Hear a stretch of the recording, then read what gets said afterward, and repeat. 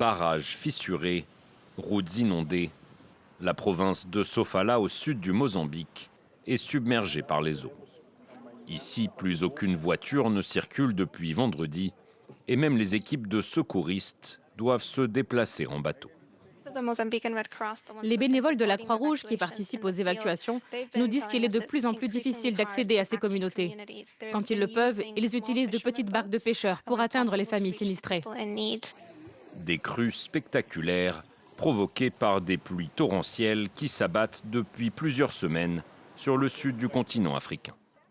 Au Mozambique, où plus d'un demi-million de personnes sont touchées par les inondations, de nombreuses familles se sont retrouvées prises au piège par la montée des eaux et attendent toujours d'être secourues. Dans la ville de Boané, à quelques kilomètres de la capitale, l'armée est venue prêter main forte aux autorités locales pour faciliter les évacuations, de gré ou de force.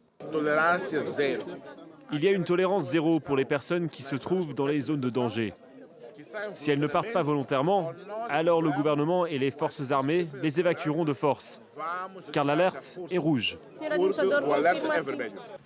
En Afrique du Sud, également gravement touchée par les inondations, des dizaines de personnes ont déjà perdu la vie selon le dernier bilan du gouvernement, qui a déclaré dimanche l'état de catastrophe nationale.